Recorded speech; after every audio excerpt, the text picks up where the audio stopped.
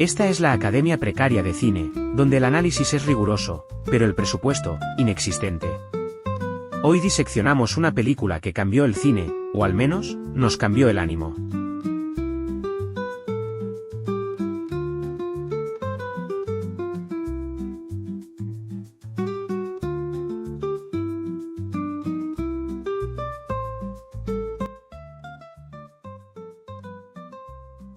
Hola, ¿cómo están? Bienvenidos a Academia Precaria de acá de Radio Guillotina. Acá estamos Elías Ibaceta, su servidor, y con el gran acá Oscar Waldo. ¿Cómo está Oscar Waldo? Muy bien, muy contento porque vamos a hablar de una película maravillosa. Así es, vamos a hablar de El placer, o me van a disculpar los francoparlantes, Le Plaisir, de Max Ophüls.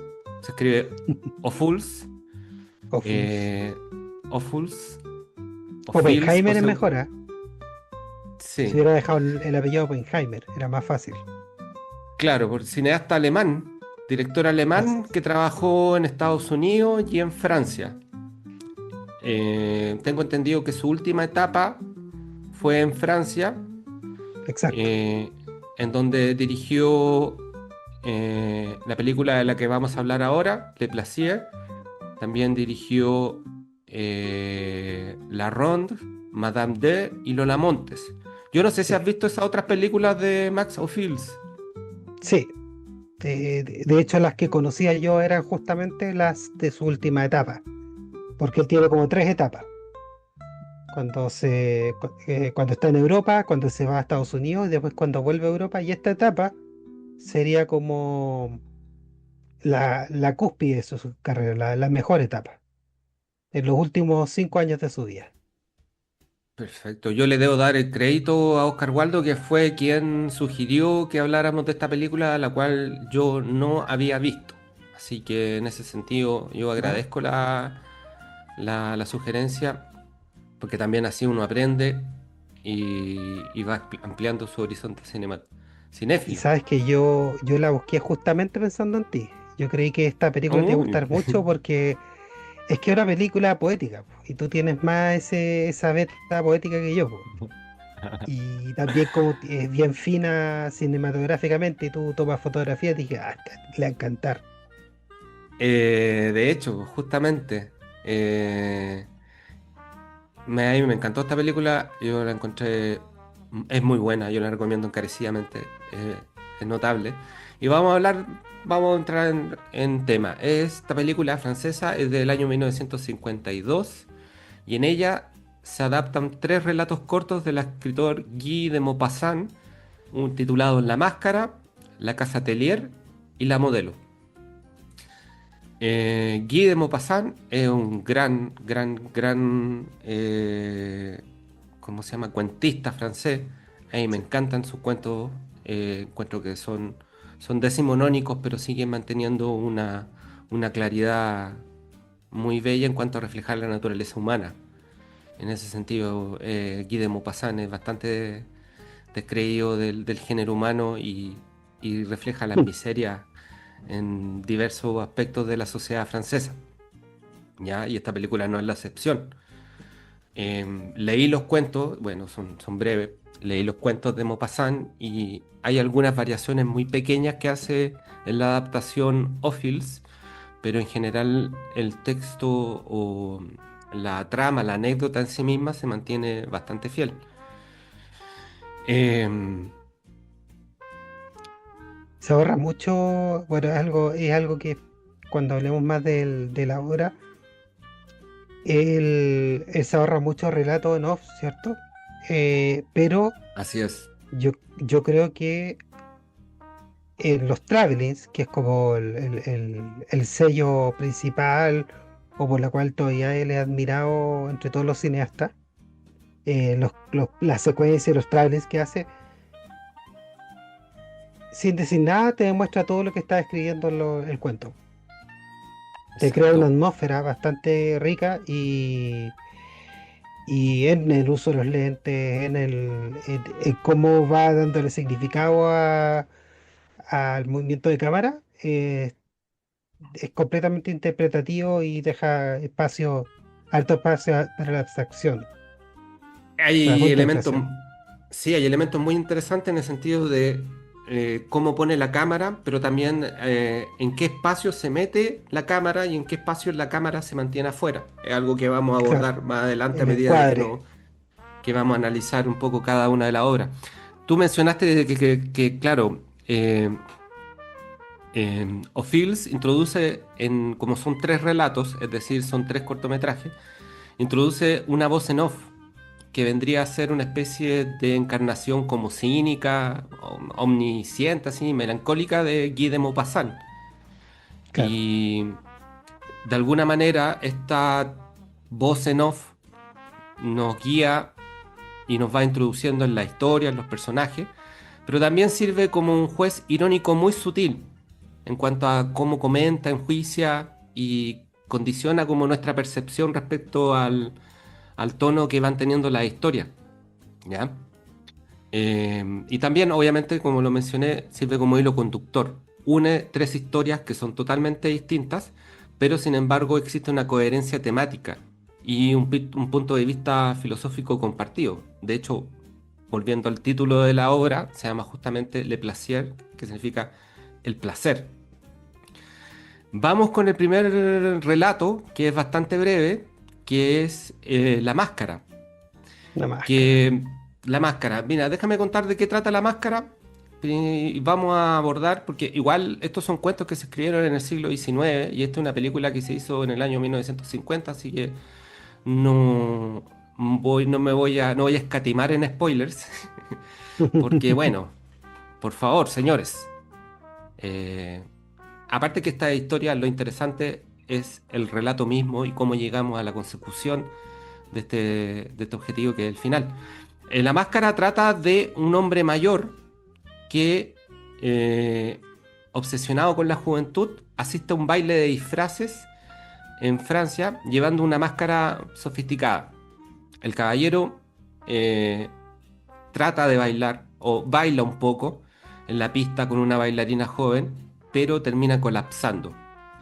Un médico que está presente en ese gran bailetón, en ese gran carrete, lo atiende y lo lleva a su hogar para que se recupere de este soponcio que le dio a este anciano que se la dio de joven y salió a bailar. Una vez llegando al domicilio de este caballero, le quita la máscara y ahí descubre que es un anciano. El caballero, el bailarín, se mantiene inconsciente y ahí el doctor baila, o sea, perdón, conversa con la esposa de este señor y ahí se entera de que en realidad este caballero eh, depende por completo de la farsa de su juventud eterna. En Claro. realidad, él busca constantemente, dentro de las posibilidades que le permite su cuerpo y su edad, seguir carreteando, seguir conquistando mujeres. Y más encima, el canalla, el chuche su madre, después le cuenta a su esposa las aventuras que tuvo esa noche como victoria, como triunfo, como realización personal. Él cuando joven fue una especie de peluquero eh, que acicalaba a señoras de alta sociedad y a damas. Entonces él de alguna manera tuvo su época de gloria, en donde él fue un desgraciado que, que se dedicaba solamente a conquistar mujeres. Y la esposa, de alguna manera, eh, acepta esta situación. Ella llora y le cuenta al doctor que llora y se lamenta un poco por el daño que le produce su pareja, pero constantemente durante del relato y la película él dice, pero mire su rostro, aún es muy bello este hombre. Así Bueno, porque que ella se quedó obnubilada por la juventud y la belleza de este hombre, y que se fue, que el tiempo se la llevó como hace el tiempo con todo, porque todo lo deslava. Entonces, es que es como la búsqueda del placer perdido con el tiempo, y siempre con algo que está en todos los relatos, es la melancolía, ¿cierto? Claro, lo que se fue, de hecho, es algo que que uno se pregunta, ¿verdad? Cuando ve este cuento, cuando dice, o sea, ¿por qué la esposa es fiel? ¿Por qué la esposa acepta esto? Ella sigue enamorada, sigue embelesada de alguna manera de lo que representa este hombre. Eh, más que el hombre en sí mismo, este anciano que se ve en el cuento, en la película, es lo que simboliza el estatus y la ilusión de poseer algo excepcional. Eh, Ella se angustia, claro, ella no es un ser humano, sufre por las infidelidades de este canalla, pero se prefiere conservarlo. De hecho, le lava la ropa, lo cuida, lo alimenta, lo acicala Sí, para que pueda salir a estos bailes. Y es porque para ella todavía es un tesoro que es valioso para ella. De claro. alguna Eso manera ella encuentra ella siempre, placer. claro, en poseer a un hombre que ella cree que es excepcional. Sí. A mí me gusta Aún, mucho, esta parte es muy corta, pero bueno, empecemos a lo que se caracteriza a este tipo, Awfuls. Eh, Movimiento de cámara, uso de secuencia, travelings, y acá lo que hace es interpretar esta escena como en sueño, porque vemos que la cámara se entromete, pero con algún tipo de vidrio, algo así que se ve como medio difuso. Entonces tú también ves este personaje extraño, pero no alcanzas a identificarlo realmente como alguien con una máscara. Te cuesta un tiempo exacto. poder descifrar qué es lo que está pasando. Y en eso también es súper es súper bueno este director para poder mostrarnos esa cuestión y el baile. O sea, eh, el baile en sí es caótico. La secuencia entra a esta fiesta que está por todos lados desbordada con mucho extra, con unos vestuarios increíbles. El detalle, lo que debe haber sudado ese hombre para hacer esa secuencia con ese nivel de perfección, poder tener siempre el lente, porque en esto generalmente tú tenías alguien que tenía la cámara y alguien que estaba encargado de los lentes, para mantener siempre enfocado todo. Y tú lo ves y está todo enfocadísimo y hay gran precisión en cada detalle, que obviamente ahí se fue toda la plata en estos vestidos de gente y en estas coreografías, y la cámara misma siendo parte de una coreografía, siguiendo a veces el personaje, siguiendo la acción. Es realmente una cuestión maravillosa y de una pega increíble. Una Es pega que increíble. sí, pues lo que pasa es que, claro, el relato comienza con la cámara de Ophuls, vamos a decirle Ophuls, capturando a través de un plano secuencia que es muy frenético el baile. Y en ese Sí, sentido también es muy interesante lo que hace que tú acabas de mencionar, que nosotros vemos que una persona que está bailando, que su cara se ve media rara, pero no logramos determinar de forma clara que si tiene o no tiene una máscara. Solo después de que cae y se lo llevan a la casa, nos damos cuenta de que justamente esta persona tiene el rostro tapado ocupando una máscara que tiene muy amarrada para que no se le salga. sí, porque te Y tenían que ahí, sacar. a tijerazo, ¿cachai? Y ahí, claro, el simbolismo de la máscara como simbología patética, ¿cachai? De la negación de la realidad. Así es. Porque estamos hablando de un narciso que tuvo un cuerpo que antes fue un instrumento de gloria para él, ahora tiene que ocultar el rastro del tiempo y por eso se enmascara. Es como un esfuerzo por mantener la juventud, pero que le significa una tortura, ¿cachai? Y de alguna manera, si bien la esposa en su rol de víctima, subyugada, bien patética, él también lo es porque él es esclavo de la propia imagen al cual él se aferra. Sí. Y bueno, como tú decías, este director también es un maestro de cómo encuadrar una escena. Y acá lo utiliza ya el tiro de forma magistral, no solamente con el personaje moviéndose, pero sobre todo cuando ya están en el departamento del personaje, de este viejo, con el doctor. Sí, Tiene el cinematógrafo acá que utiliza Ophuls es espectacular realmente, espectacular. Siempre, sí, siempre también hay muy buena dirección de actores, siempre hay el blocking es excelente, muy natural, se nota que ensayan harto los actores antes de grabar estas cosas. sí. em, en esta historia el doctor lo atiende, el doctor está carreteando en el Sí, pues, baile. es uno de los carretes. Está ahí vacilando y de hecho como que está ahí a punto de salir a bailar con una muchacha y lo interrumpen porque tiene que atender a este caballero que le dio un soponcio. Y se lo lleva a su casa, conversa con la esposa y eh, la esposa no me acuerdo bien cómo es el diálogo, pero cuando termina ella de contar toda su vida, cómo es su matrimonio, cómo era este señor antes, ella dice, espero que haya aprendido algo. Y él dice, pues aprendí una gran lección de acá. Y la lección es de que él vuelve a la fiesta, yo creo. Porque la lección es Exactamente, que tiene po. que aprovechar la juventud antes que se desvanezca, como le pasó a este hombre.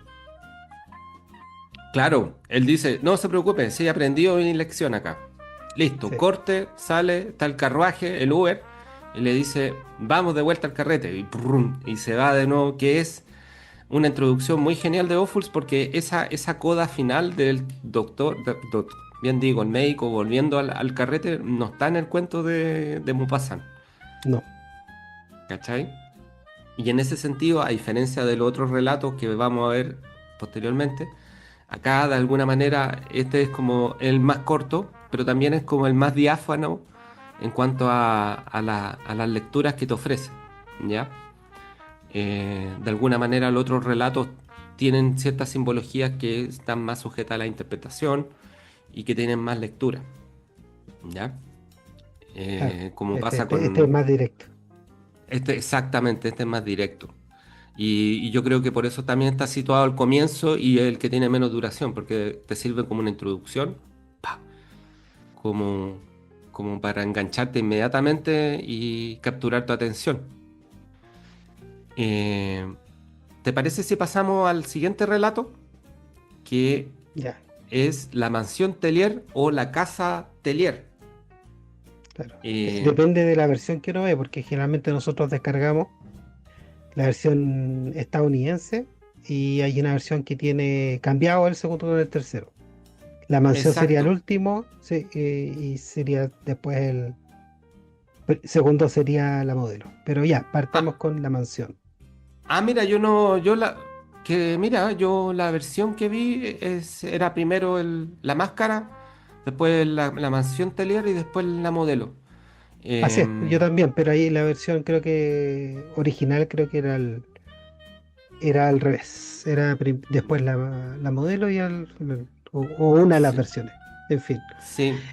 Para los que quieran verla en el Telegram dejé los extras y otras cosas que yo puedo descargar para que la vean. ¿Cómo se llama el Telegram? Para los que nos están conociendo. Clásicos que nunca verás. Así es. Que es otro podcast que también recomiendo, que Oscar Waldo ahí analiza una cantidad admirable de películas clásicas, muy notables todas, y que también recomiendo escuchar y también seguir el canal de Telegram, ¿ya? Para hacer, porque justamente estas películas no se van a encontrar en las otras plataformas. Quizás en Movie, pero Movie tiene esa cuestión tramposa de que te los coloca un ratito y después te los saca. O que es muy difícil buscar las cosas. Sí, yo no, yo he estado suscrito a Movie, pero me he salido porque justamente no la encuentro tan friendly en ese sentido. No, pues, no, pues, tiene muchas joyas, pero para navegar, como tú no tienes referencia, tienes que ver mucha porquería para llegar a una joya. Porque son películas Bueno, tiene clásicas, pero las películas como independientes, relativamente nuevas, uno va en Sí, pelota a nadar ese mar y se puede encontrar con muchas cosas malas o que no te gusten, entonces como poco eficiente el uso del tiempo. así es. Por eso, para los que tengan cierta afinidad con nuestro gusto cinéfilo, recomendamos que, no sé, pues si quieren cachar como qué películas vale la pena ver, revisen el catálogo de películas que ha revisado Oscar Waldo en clásicos que nunca verás, o las pocas que hemos analizado ya en la Academia Precaria de Cine, de Radio Guillotina. Bueno, volviendo al segundo cuento que se llama La Mansión Tellier o La Casa Tellier, dependiendo de la traducción, la sinopsis. La Le historia, Manceau. claro, bueno, tú obviamente más políglota, te manejas mejor con el francés. 2 años de francés Eh, que de algo sirve. sí. La historia, bueno, trata de que en un pueblo en Normandía, Madame Tellier es la propietaria de una casa de remoliendas, una casa de cita o un prostíbulo, como se le quiera llamar, o un lupanar. Este establecimiento es muy concurrido, en parte porque tiene una serenidad y respetabilidad que le da su dueña, es decir, no es una casa de remolienda cualquiera, y está dividida, tiene una planta inferior en donde la casa es un espacio que funciona como taberna y que está frecuentado por los marinos que llegan del puerto cercano, y está la planta superior que está destinada a los encuentros íntimos y donde el ambiente es más discreto y ahí se dan cita a los personajes más respetables de ese pueblo, de la localidad donde está ubicado. Hay un día en que esta casa de remolienda se encuentra cerrada. ¿Y por qué? Porque la Madame Tellier, la regenta, con su dotación de personal, con sus muchachas, se van a un pequeño pueblo en donde era originaria esta señora y ahí vive su hermano, que la invitó para que asista a la primera comunión de su hija Constance, de quien es madrina. Em, bueno, ¿algo que quieras decir al respecto? Uy, yo creo que esta sí que es una pieza, para hablar solamente de esta pieza, como 3 horas. Yo creo Es que que es como un mediometraje, pues, de hecho es la que más dura. es la que más dura, pero es una cuestión tan llena de contenido. También, de nuevo, le utiliza el movimiento de las cámaras y la forma como este voyeur se entromete en la vida de los demás, acompañado de esta voz en off. Un detalle que es tan hermoso que lo sería, no sé, pues Jack Stati. Él, mientras está el relato de este prostíbulo, todo lo que ves de la descripción del prostíbulo y distintas dinámicas entre los personajes está siempre por fuera del prostíbulo. Tú lo ves por Exacto, las ventanas y todo por cierto, está encuadrado de una forma como si fuera cada imagen una litografía, porque también está claro, llena de detalles.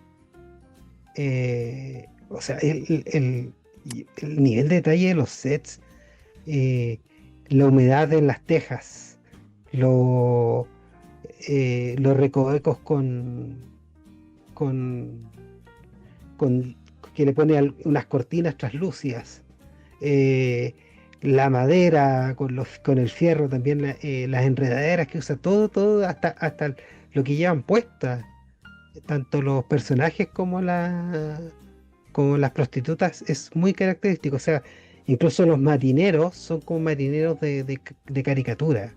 O sea, con la pipa, con el sombrero, con el ancla, todo muy de fantasía. Y yo creo que el sentido de ver este tema de fantasía o el sentido voyerístico de lo que pasa dentro de este burdel es de lo magistral. No sé, cada detalle, cuando a la madame la van a ver y uno ve entre medio unas persianas, o la weá maravilloso, porque también en el fondo está plasmado también de telas, de espejos, crea una imagen que uno solo sumergirse en la imagen hay que verlo como dos veces para poder ver las dos cosas juntas, el relato y la imagen. Porque la imagen es tan rica que al ser una película que uno no es nativo del lenguaje, tiene que verla más de una vez, la verdad. Porque es realmente un maridaje entre ambas cosas bueno, el arte que hace este director, pues que es tratar de verlo todo de una forma muy, muy redondita, ¿cómo lo puedo decir? Muy congruente entre la forma en que mueve la cámara, como usa la iluminación y los sets y la historia que está contando. O sea, está llena Sí, de detalles. sí, maneja a la perfección la puesta en escena y a lo que Sí, Oscar Waldo se refiere es que el relato comienza describiéndonos la casa Atelier, justamente lo que mencioné en cuanto a la sinopsis, de tiene un primer piso y tiene en donde atienden a los marinos y a donde atienden al flaiterío, ahí tienen a una española, una prostituta española y no me acuerdo cuál es la otra, que son más chorizas. Y todo esto se muestra a través de un traveling, de una cámara que se va moviendo siempre, eso es lo que mencionábamos al comienzo, siempre por fuera de la casa. Nunca entra a la casa atelier, siempre es por las ventanas, siempre es justamente una mirada restringida.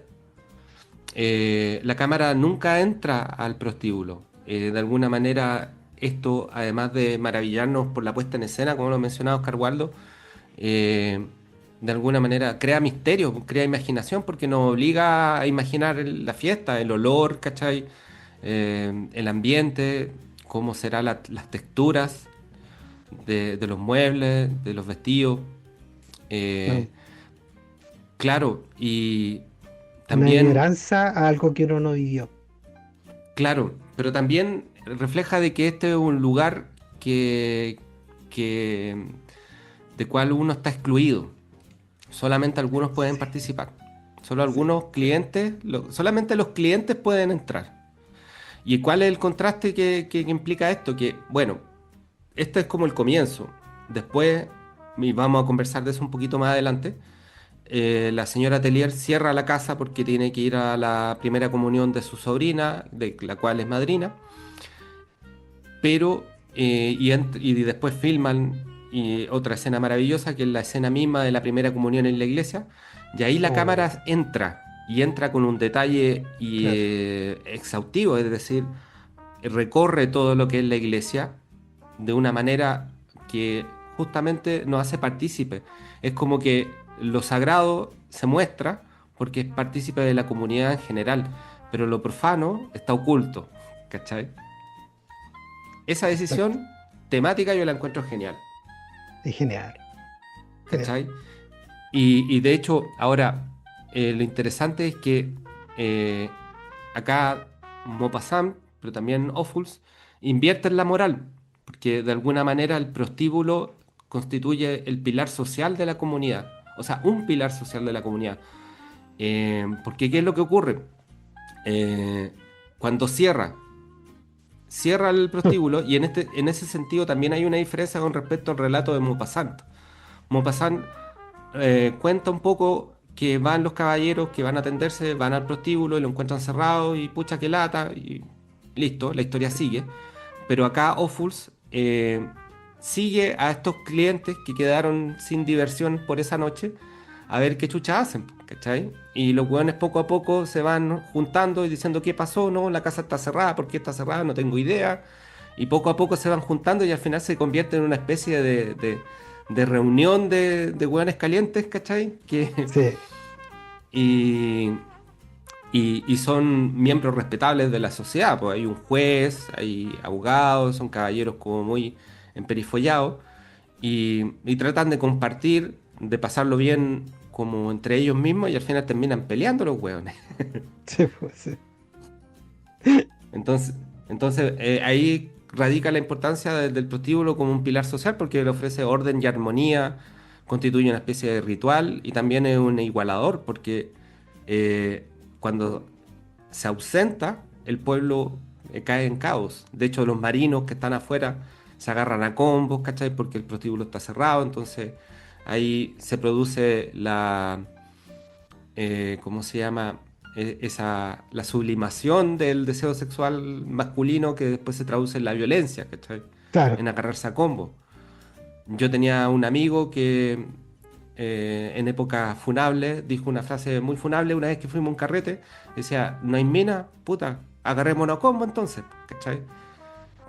Que es como El la... hombre todo muy pelea. Claro, exactamente. Que es como responde a la lógica más esencial masculina y básica. Pero, y en ese sentido, eso lo refleja muy bien. Pero bueno, después el cuento sigue a estas muchachas cuando se van en el tren, en donde Otra secuencia maravillosa.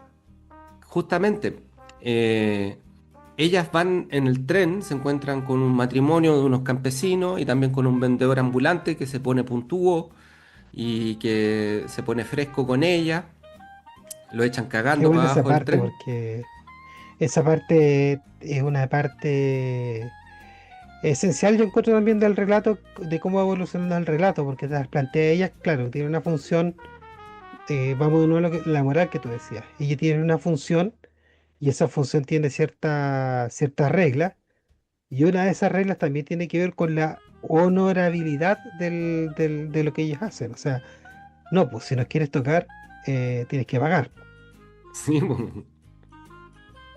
Y Aparte ahí que, el tipo que vende ligas se trata de sobrepasar cuando pasa en un túnel. exactamente, lo que pasa es que ellas también, como hay que reiterar, la casa Atelier, este prostíbulo, no es un prostíbulo.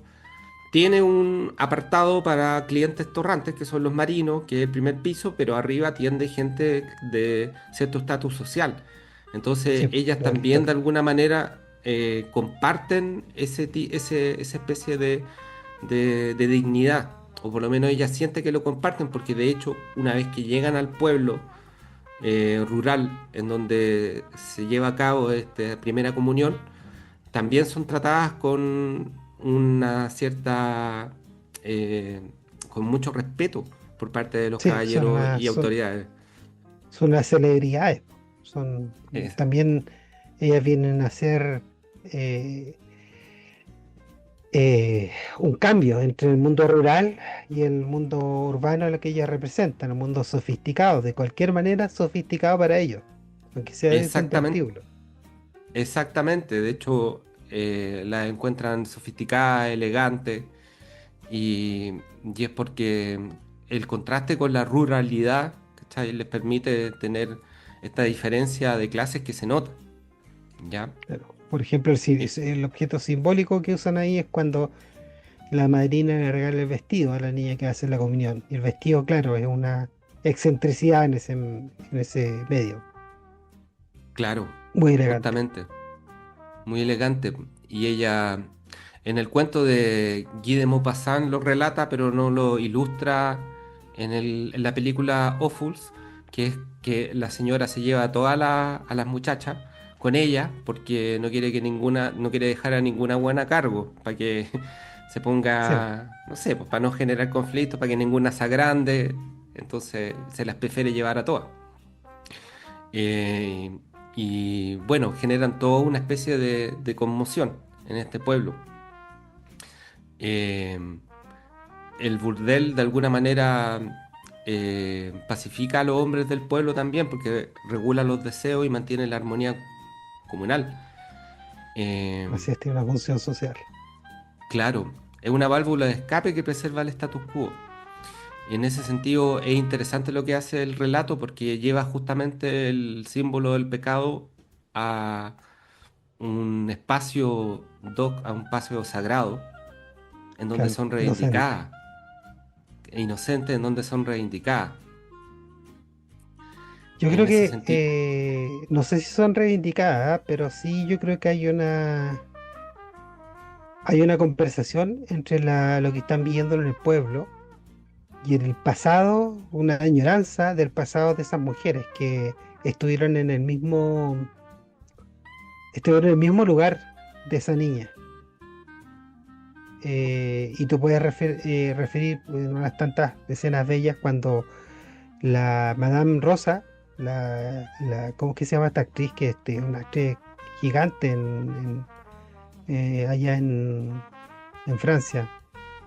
¿Cómo que se llama ella? Tiene un nombre como igual. Daniel Diarre, algo así, Diarre. Daniel Diarre, sí. Sí, Dariux. la Madame Rosa, esa galla hizo como 200 películas.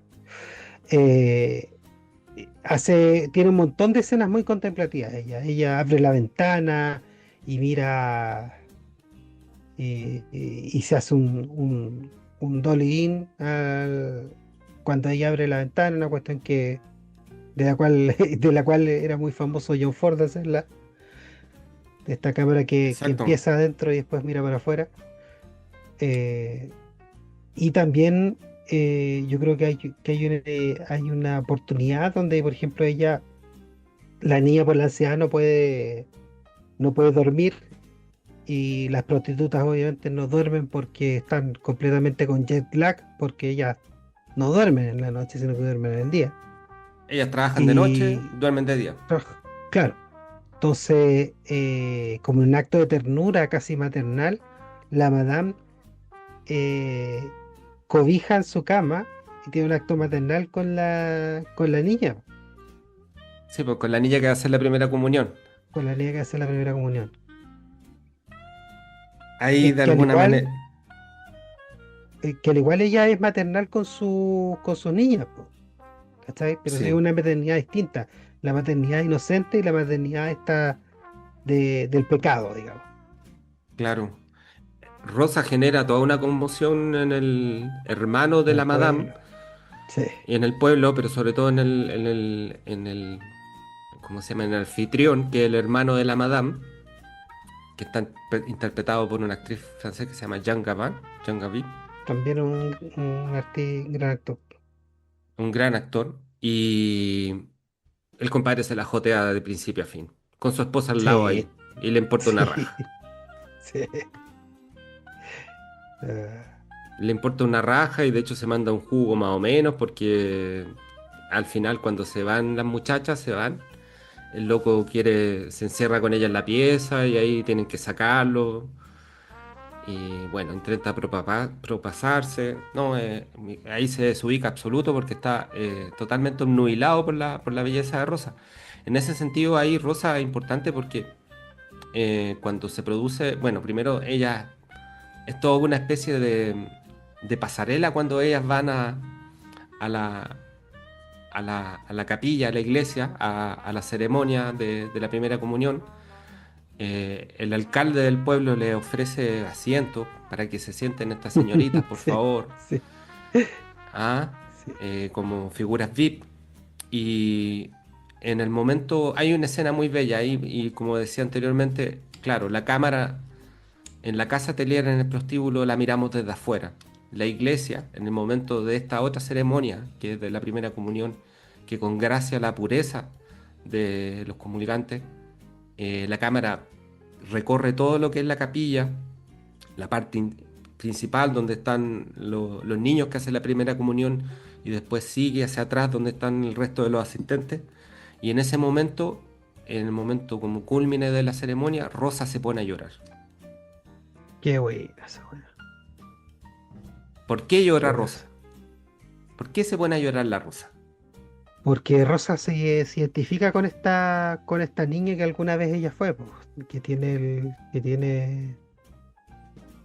una hoja todavía limpia, una hoja llena de páginas que se pueden rellenar, llena de la promesa, la esperanza, pero es algo a lo que ella no puede volver y también ella sabe que la ilusión de esa niña también es mentira. O sea, si yo hubiera elegido la vida de un aristócrata o casarse con alguien con plata, eh, igual iban a tener que ir el marido a ver a mujeres como ella para saciar sus Sí, deseos.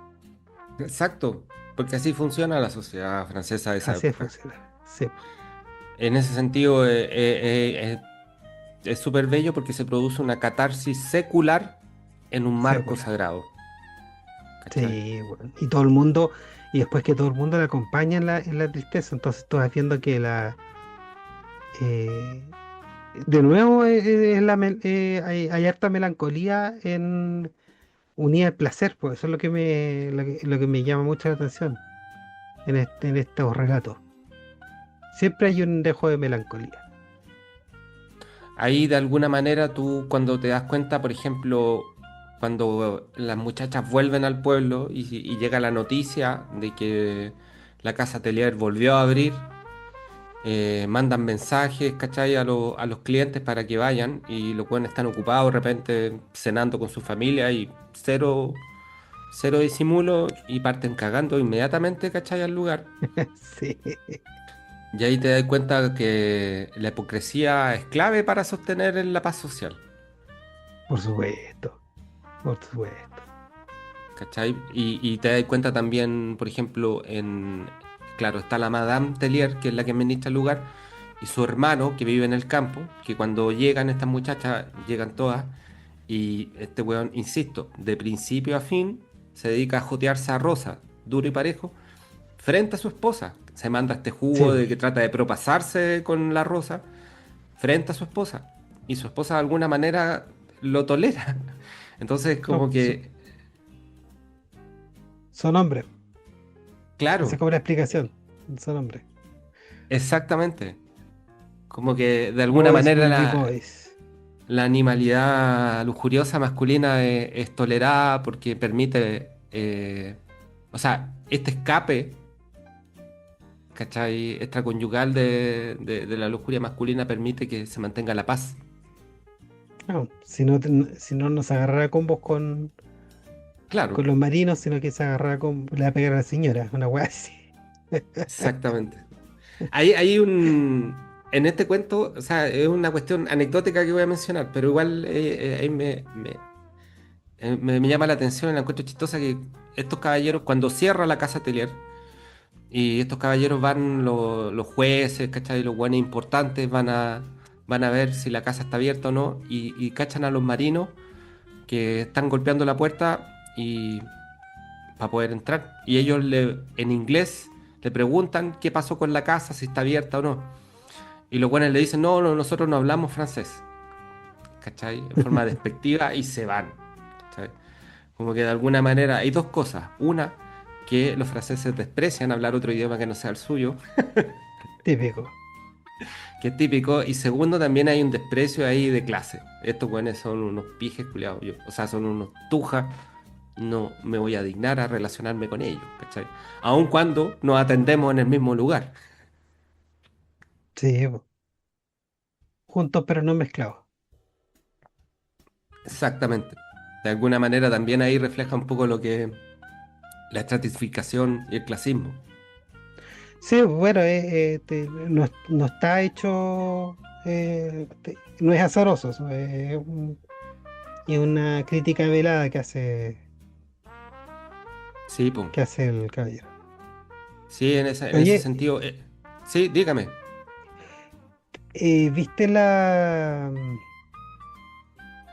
en esta sección hay una actriz, la Simone Simón, que no sé si te acuerdas de ella, es la actriz que salía en Cat People. Yo no vi Cat People. Oh, hay que verla, po. La obra de 1942. Es una Sí. obra de terror donde actúa ella y es muy interesante también, de Jack Turner. Eh, esa es un remake que hizo el Después Schrader, hizo un ¿no? remake en los 70, sí. ¿Lo recomiendas también o no?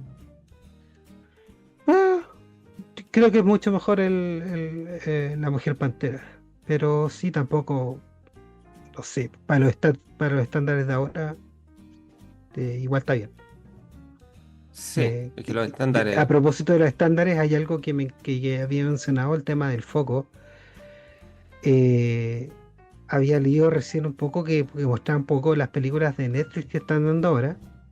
Y me acuerdo al ver una película que odié, que se llama Frankenstein, la que hizo del Toro, Guillermo del Toro, eh, el uso excesivo del fuera de foco, para todo. te difuminan todo el foco en todos lados. Qué hueá más desagradable. Y acá tú puedes apreciar todo lo que requiere, sobre todo en ese entonces, una habilidad técnica importante. Sobre todo en una cámara en movimiento donde tenías que tener un asistente en ese entonces no se le da ningún crédito, pero era el asistente que te llevaba, que te podía cambiar los focos mientras estabas moviendo esas cámaras gigantes. Así Yo no he que, visto, hurra. yo no quería ver la de Guillermo del Toro porque hace poco vi el joven Frankenstein de, El, de Mel Brooks, Mel Brooks con Bill Hader. así que yo creo que va a quedar mal parada, yo creo. Sí, es mucho mejor esa, es mucho mejor la original, es mejor la novia de Frankenstein. No, no, no. Sí, Ok, o sea, estuve discutiendo con un amigo que dice que le gustó, pero chuta, puta, si te gusta, ¿no? Pero a mí no me gustan los cromas mal hechos, no me gusta que que no haya diferencia entre la iluminación. O sea, imagínate que en esta, sobre todo en esta parte, donde hay mucha cámara al aire libre y en campo y todo eso, que se aprecia muy bien, es una pega de mierda. O sea, imagínate que está ahí en Francia. Bueno, las dos partes donde tienen mejor luz en Europa, en España, en la parte central de España, La Mancha y todo eso, y en Francia. Pero más que nada en el sur de Francia, acá estamos con el norte de Francia, cerca de Suiza, y resulta que tienes que dejar listos los rieles, que no se ponga fangoso. Pues los rieles son para meter la dolly, ¿cierto? sí, Eh, Tienes que cronometrar toda la weá, ensayarla y aprovechar las 3 horas, todas cagonas que te dará el día, para poder grabar eso con la luz que usaron en Europa en eso. O sea, eh, es. Y tiene que todo funcionar. O sea, los actores que tiene que tener, por eso utilizan muchos actores que son tan buenos, porque no podéis darte el lujo de que con toda esa weá se mande una cagada al actor. claro. O sea, tienen que parecer naturales mientras ellos saben perfectamente cómo se van a mover, con qué ritmo se van a mover y dónde se van a parar. Y dónde van a estar funcionando para que quede el encuadre mientras las cámaras se están moviendo por unos rieles o en mano, dependiendo del momento. Entonces es una cuestión de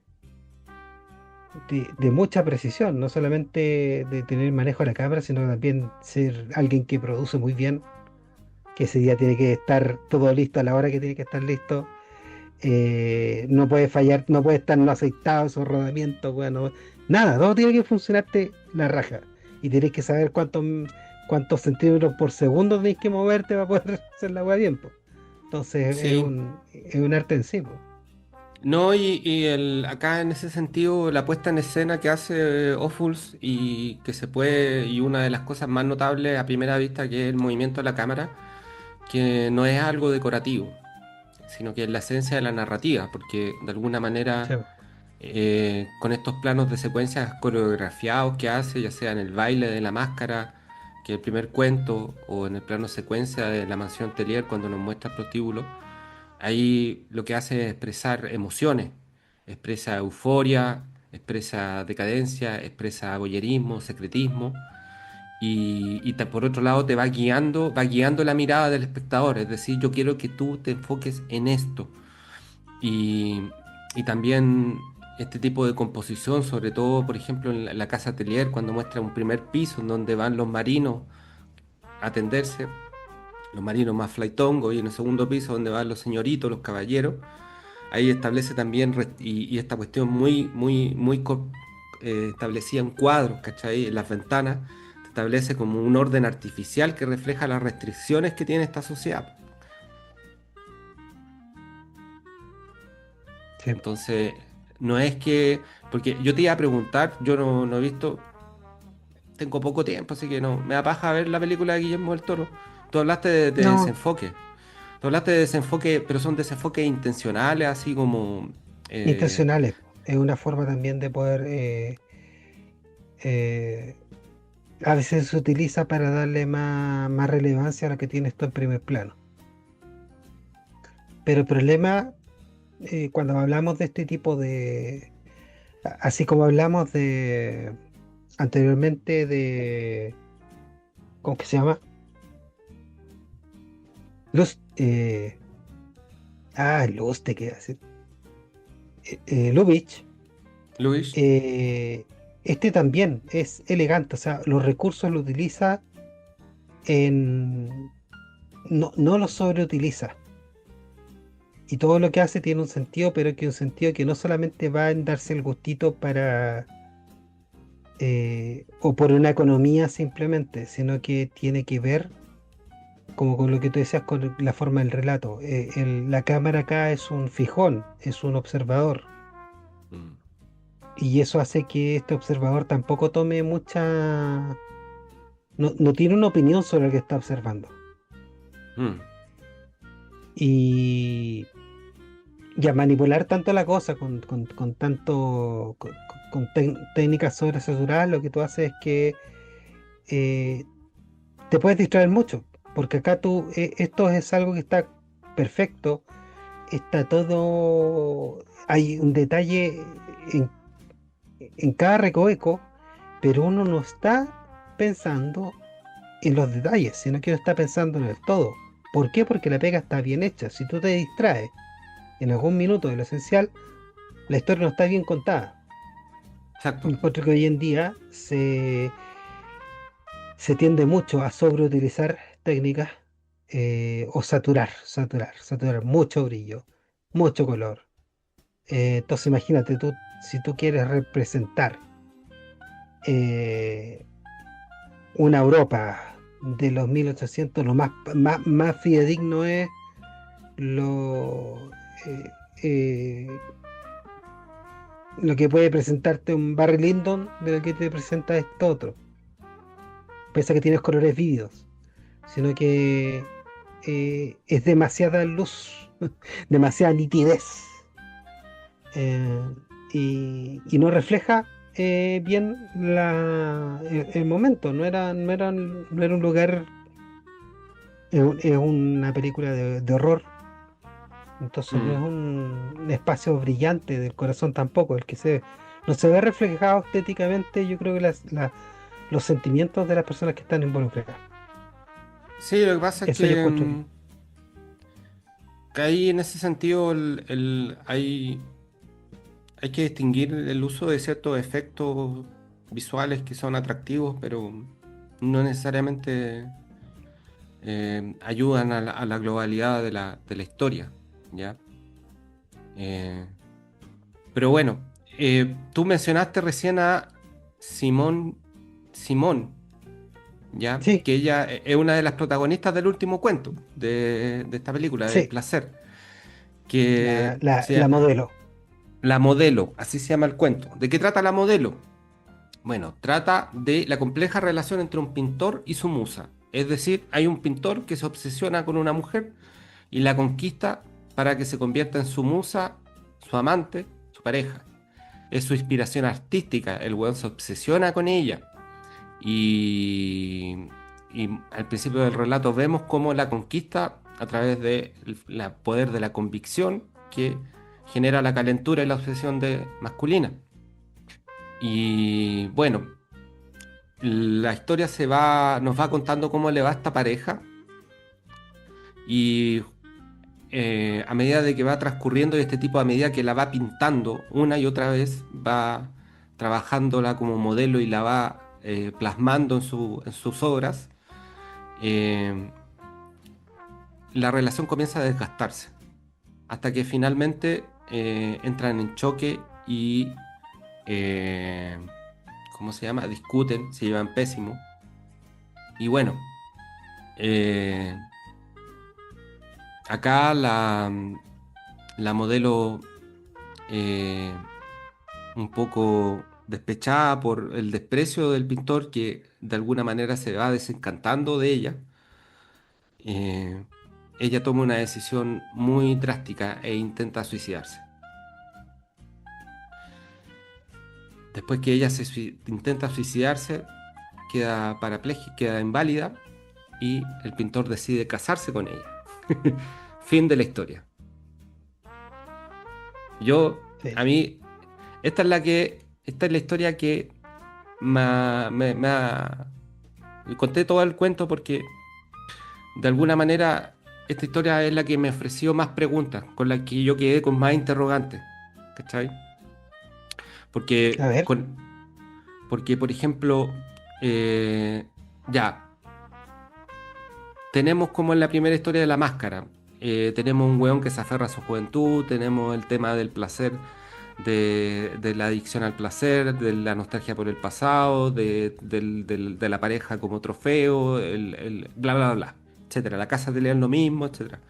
Pero acá tenemos un pintor que está obsesionado, se desencanta de esa mujer de alguna manera pierde esta belleza o esta perfección que tenía y que la trajo en un comienzo y este weón decide casarse con ella, ¿ya?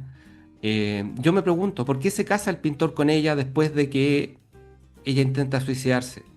¿Cachai? A mí me surgen varias tesis, ¿cachai? Porque de alguna manera lo que establece este relato en un comienzo es la cosificación y la posesión de una persona como objeto. eso está claro, eso es transparente. Eso es transparente y de hecho ese es el motor que lleva a que surja esta relación, por lo menos desde el punto de vista del pintor, porque ella realmente lo quiere, ella realmente lo ama. Nosotros tenemos dudas con respecto a él, pero sin embargo después que ella intenta suicidarse y queda inválida, él sí se casa y de hecho al final nos muestran ya como una pareja ya más de avanzada edad, caminando por la playa y él la va empujando en la silla de ruedas. Eh, pucha, mira, yo tengo varias tesis al respecto. Yo A creo ver, que, primero que todo, el accidente ella lo humaniza. El accidente rompe la idealización del pintor que tiene de ella como un objeto perfecto. La convierte en un ser humano vulnerable y real. ¿Cachai? claro. Eh, También por otro lado, a veces pienso que el weón, no sé, piensa que es genera un egoísmo posesivo, la convierte en un tesoro privado. Es decir, ya nadie la va a admirar, salvo yo, ¿cachai? Que la poseo de moda exclusiva, ¿ya? Eh, Siento que de alguna manera es un chiste que se burla un poco de lo que es la institución del matrimonio. Este weón se casa con ella, es su amante cuando es estupenda y es perfecta, pero se casa con ella porque ya tiene un valor social que disminuye, que la hace disminuir, ¿cachai? Eh, No es una mujer de el- alto valor, como diría alguien de la manósfera. claro, y de ahí yo vuelvo a otra tesis que también es muy interesante y que es muy común en la psicología masculina en relación a las mujeres, que la belleza perfecta de esta mujer era intimidante para él. Y ahora que esta mujer está herida, de que de alguna manera es imperfecta, la hace más accesible y controlable para él. ¿Cachai? Eh, Podemos pensar de Tan que buenas tus reflexiones. de alguna manera podemos pensar de que este hombre se casa porque también le da lástima, porque también ella le dice, weón, me voy a matar si tú me dejas. Y el weón le dice, mátate, ahí hay una ventana, tírate por la ventana. ¿Cachai? Hay quizás también un sentimiento de culpabilidad. Pero también ahí yo creo con la pregunta real y quizás un poco naif, ingenua, pero ¿surge el amor verdadero una vez que ella después pierde esta perfección? ¿Cachai? Yo Eh, me ¿Qué inclino a pensáis tú en que, relación a toda esta historia en yo me general? inclino, no hice tantas reflexiones como tú, o para mí es más directa, bueno, yo soy un hombre casado, monógamo, y fiel, entonces soy como un poco aburrido yo. Eh, no lo fui tanto cuando era joven, pero tomé la decisión de convertirme en un viejo apenas me casé. Eh, yo creo que esta musa al, de porcelana hermosa al quebrarse, deja su estatus de musa y tal como tú decías comienza a ser una persona. entonces se enamora de la persona y la musa muere. Entonces ahí los dos se pueden encontrar, porque si no hay una relación que va a estar siempre viciada por niveles de perspectivas y de poder distintas. El- una musa no tiene el mismo poder de un artista, y la frustración de esa musa cuando trata de ahogar a este artista eh, es infructuosa. Ella no tiene como cresta poder agarrar a este artista y hacerlo moverse a su antojo, pero si el artista es ella, él tiene Sí, el pincel en la mano. Entonces exacto. yo creo que esa es la explicación que yo le di, que por qué, porque claro, yo no podía ver en la relación de ellos algo, porque la relación que ellos que vimos es este tipo de relación de la musa con el pintor. Entonces lo que yo me imaginé es que este quiebre hace que se puedan mirar a los ojos como dos personas en la misma cantidad de condiciones. Ante eso él tiene dos elecciones.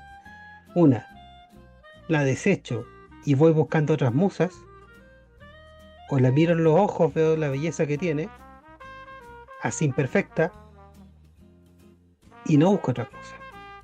Es como y es la tragedia que se ve de forma más o menos cínica del hombre que busca una vida monógama con alguien que te va a acompañar hasta viejo.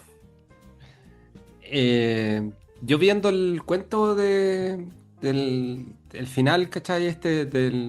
La modelo, a mí me ha permitido como ver que se ha surgido como una progresión, hay como una especie de progresión en la posición de la mujer en Sí, esta película, porque si tú miráis en el primer relato, que es La Máscara, eh, hay una esposa subyugada, ¿cachai? Postergada, que se queda todas las noches lavando, cocinando para un zángano que sale a bailar, a carretear y a poner el gorro en la medida de lo que le permite su energía y su patetismo avanzado.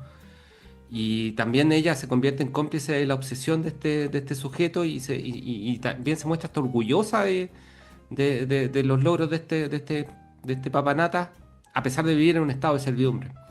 Pero después está el relato de las prostitutas, que son como una especie de institución social necesaria, que ejercen cierto poder sobre los hombres, pero dentro de ciertos márgenes y cierto grado de ocultación, ¿ya?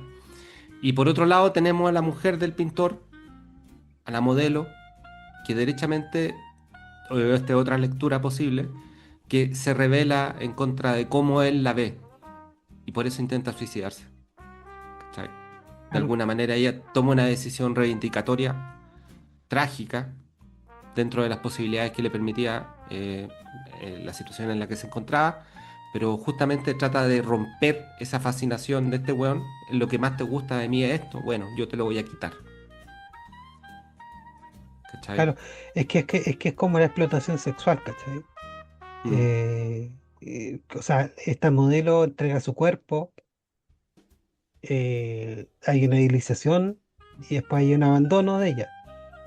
Entonces, el placer acá, tú cachai que el placer es como algo que no existe al final, po. Es como un espejismo. exacto, Y ahí es donde, y lo que te decía, como el tema de que hay asimetría en el poder y que se corta cuando ella deja de ser objeto, deja de ser con este sacrificio de nuevo que hace ella. Y aparte, yo creo que que acá vamos también cambiando el tono, porque primero es un tono festivo en La Máscara, después un tono sí, más contemplativo eh, en el burdel, ¿cómo que se llama? La mansión Teller, y en el sí. modelo es oscuro. Y quizás también tiene que ver con que este no iba a venir en esta compilación, esta parte, pero fue por un cambio de productores que tuvo que igual hacer la Awfuls. Entonces creo que también estaba él como con ese con ese dejo de disgusto por hacerla. Entonces se nota también, pues lo son eh, eh, eh, eh,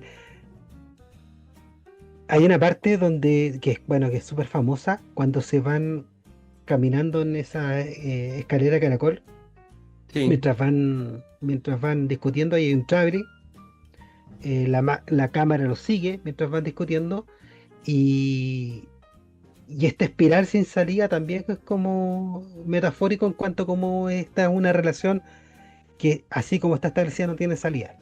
Y la salida que le encontró la modelo fue justamente de cortar con su con con ser modelo para Mm, poder cortar la relación sí, pues. desgraciada que tenía. Sí, Así que pues, no. ahí. Y yo sé que es una película decimonónica, en el sentido de que los cuentos son del siglo XIX y la película es de mediados del siglo XX, pero se relaciona con un tema que es clave en la actualidad, que es la vinculación del placer con la felicidad,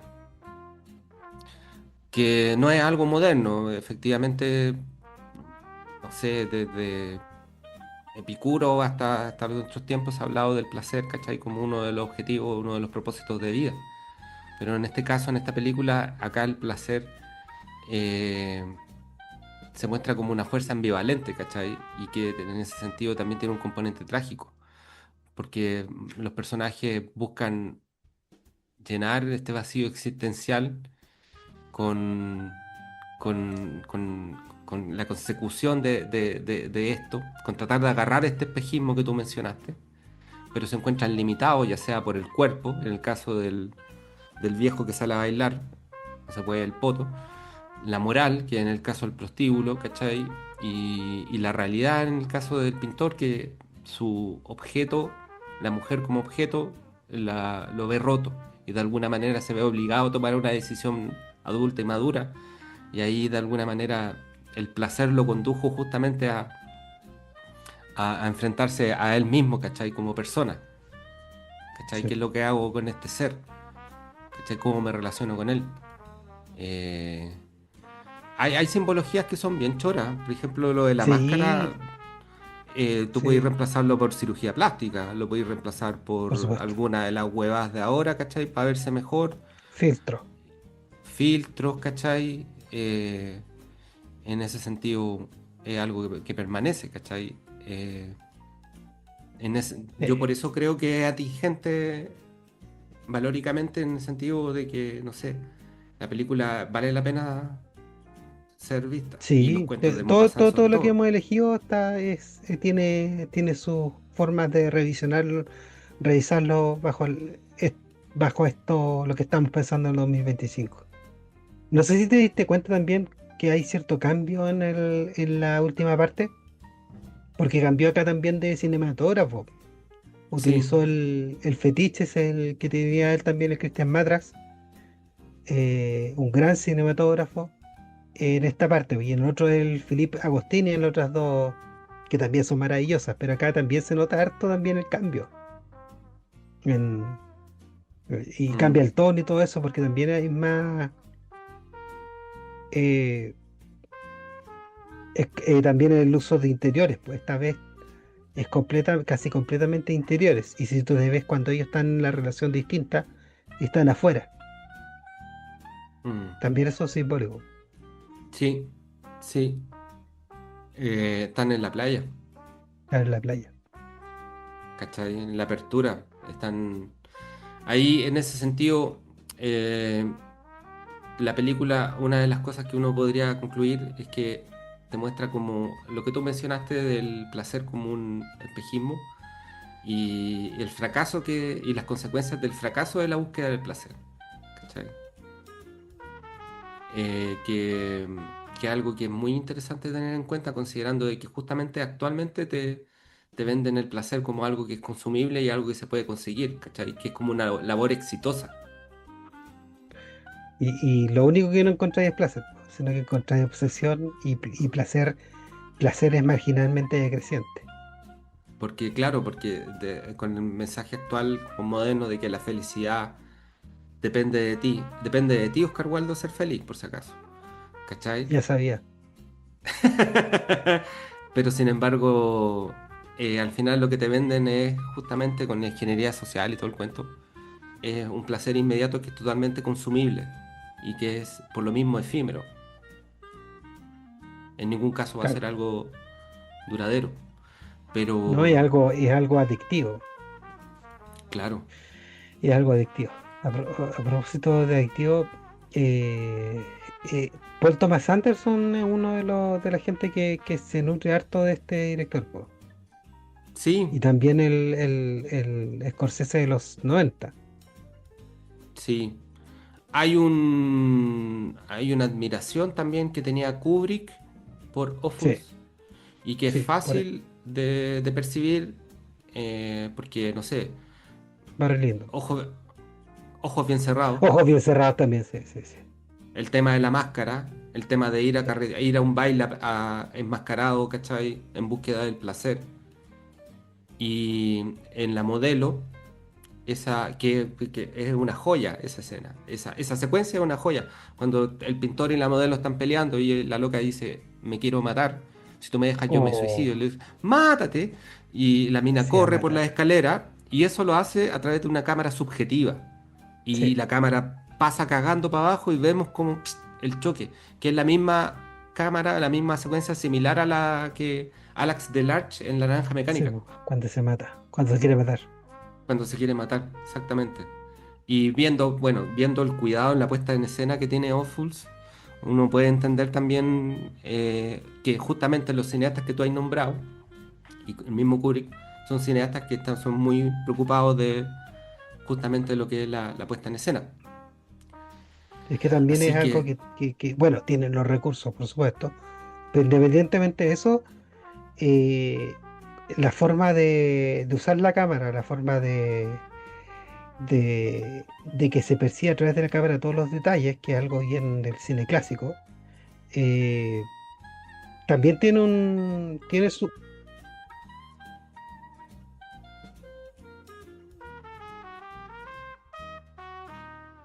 disculpa, te caíste, continúa.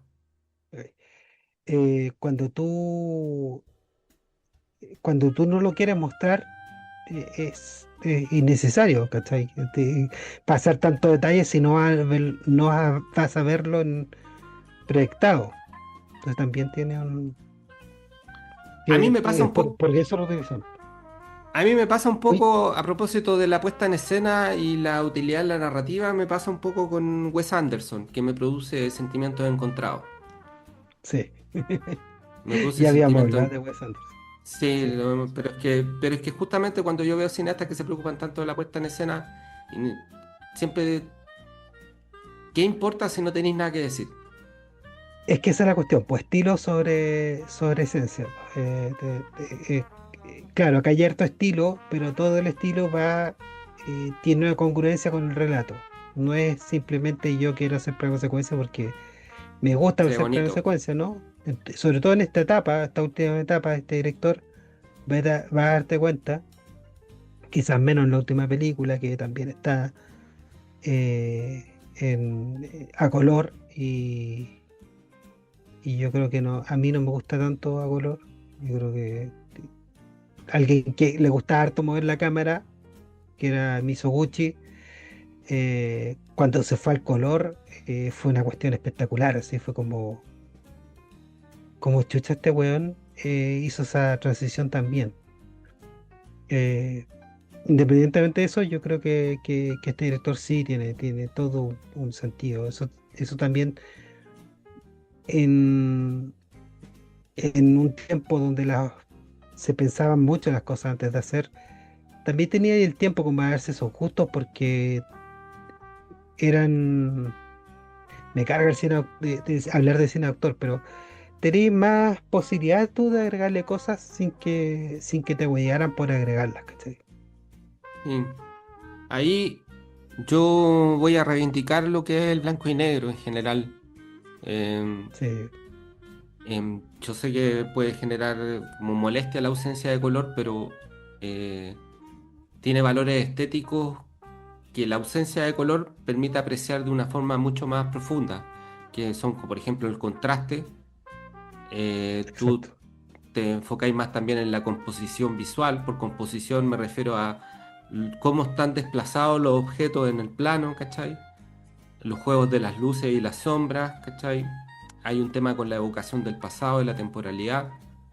Tú te puedes abstraer y concentrar aún más en esto, en estos elementos como lo que mencioné, ¿cachai? El juego de la luz, las contrastes y la composición, justamente por la ausencia de color, ¿cachai?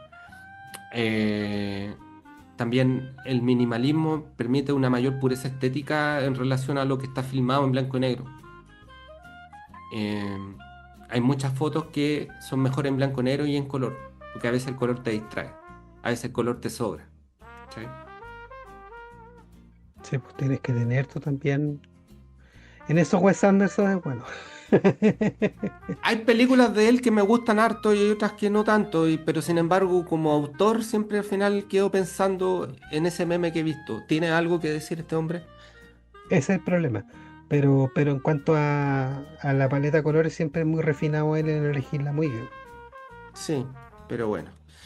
Eh, no sé, pues algo más para cerrar, alguna idea que se te quede en el tintero. Yo le pegué una leída a los cuentos, eh, Luis Cornejo Gamboa hizo una recopilación de cuentos que se llama Barrio Bravo, que tiene que ver con el Chile de a principios del siglo XX. En él hay un cuento que se llama El cuello de losa. Hay varios cuentos, son muy buenos, donde me acordé harto del tema este de la máscara. Yo, al que quiera leerlo, debe estar todavía gratis en Memoria Chilena para leerlo. Son cuentos fantásticos de este gran autor, un poco desconocido para los que no les gusta tanto este tipo de literatura, pero lo recomiendo perfectamente si les gusta este tipo de relatos. Tiene cosas muy crudas y cosas muy buenas también, los Sí, cuentos. y ¿Tú yo lo también leíste para alguna vez? cerrar, no, no, No, te lo recomiendo, te va a gustar. sí, lo voy a anotar tener en consideración, porque ahí viene por recomendado de una voz sabia. Yo voy a recomendar los cuentos de Maupassant, que los lean, porque los cuentos de Maupassant como serán decimonónicos, pero puta que están bien cerrados. La anécdota es redonda y es perfecta.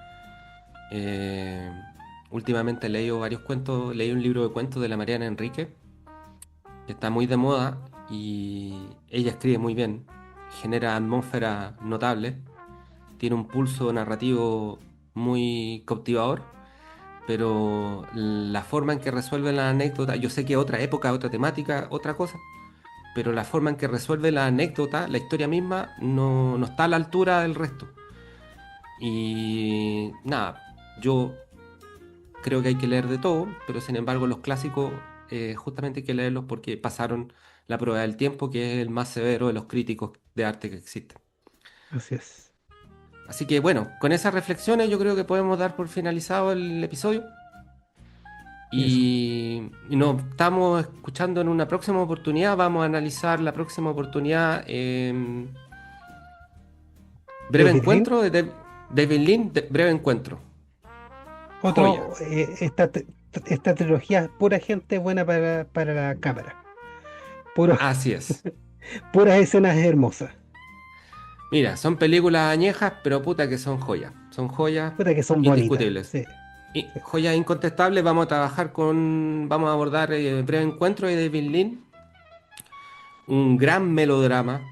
Si les gusta Wong Kar-wai, si les gustan los puentes de Madison, todo ese tipo Sí. de temática, acá está como una de las obras como fundamentales, como una de las piedras fundadoras de este tipo de historia melodramática. ¿Ya? Y que no fue tan conocida como el Doctor Chivago o el Puente sobre John White o Lawrence de Arabia. Entonces, para no elegir algo típico. No, por supuesto, por supuesto. Aparte que Doctor Chivago, a mí, o sea, Doctor Chivago es hermosa, los actores son hermosos, eh, pero es tan anticomunista Sí. que me produce cierta tirria, ¿cachai? Es Pero tan... puta, ¿sabes qué te compro el anticomunismo? Así, visto así, así hermoso, venga. Bueno, No, pues sí. eso está bien, pues. Pero bueno. Y bueno, me compré hace poco, cuneteado, la novela. Me costó, igual me cagaron 10 lucas, pero bueno, pero empastado. Me Ah, compré la novela para leerla porque además quiero entender algunas decisiones que toma el personaje de Doctor Chivago en la película que yo no entiendo. Eh, mira, yo nunca me la he leído, ¿eh? y quiero leer el libro para cachar ahí por qué Doctor Chivago hace algunas cosas que hace y yo no comprendo hasta el día de hoy. Pero bueno, un gustazo, estimado Oscar Waldo. Un gustazo, siempre un gusto. Siempre me dan ganas de ver más películas cuando me encuentro contigo. Así Así que es. espero que se traspase esas ganas a los demás. Así es. Un gustazo a ustedes, auditores, espero que lo hayan disfrutado y sigan escuchándonos acá en Radio Guillotina y el resto de los contenidos que poco a poco se va actualizando y de lo poco bueno. ¿Ah? Así que tengan en consideración siempre ahí las suscripciones a Radio Guillotina. Un Gracias. abrazo y que estén muy bien. Ánimo y coraje para estos tiempos difíciles que se acercan. Así es. Chao, chao. Gracias por acompañarnos en esta clase magistral, o al menos, magistralmente improvisada. Si aprendiste algo, cuéntaselo a alguien. Si no, también. Suscríbete, la próxima película viene con más simbolismo, más datos y la misma precariedad.